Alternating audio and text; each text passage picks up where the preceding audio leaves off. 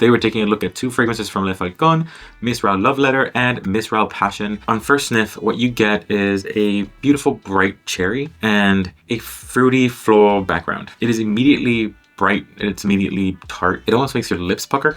It's almost like you're expecting to eat something when you smell this, but it doesn't feel immature. It doesn't feel overly fake. To me, on dry down, it evolves into something a little bit more honeyed, a little bit more creamy, a little bit more deep and sugary. This is more like a sophisticated gourmand. This is more of a subdued gourmand, not screaming, hey, I'm a sugar candied snack. In terms of projection and longevity, like most gourmands, the heavier the fragrance, the more it lasts.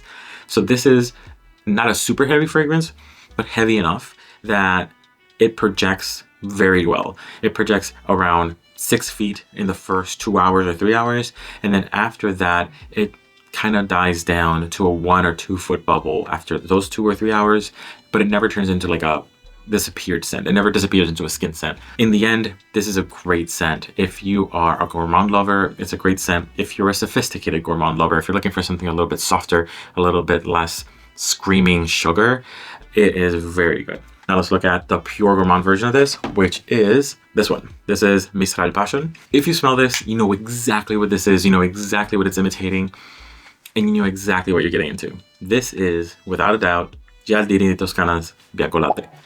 100%. Surprisingly, this is heavier than Bianco Latte. This is reminding me a lot of Eclair, which is heavier. It's more milky. It's a lot more like gourmandy and sticky and ooey-gooey.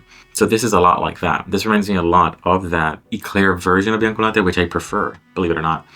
To me, Bianco Latte is a little bit more ephemeral, a little bit less strong, and it kind of fades away from me. I'm just getting Bianco Latte with depth.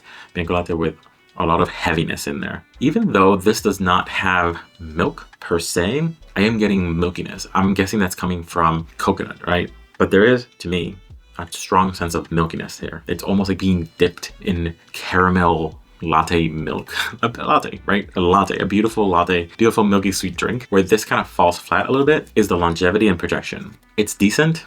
It projects about 3 feet or so for the first hour, and then it kind of dies down to like a bubble for about an hour or two, and then turns to a skin scent. I think it's a moderate projector, not the best projector, right? It's not the top of the top. I think Eclair still beats this one. I use Eclair more as a sleeping scent because it's very comforting to me.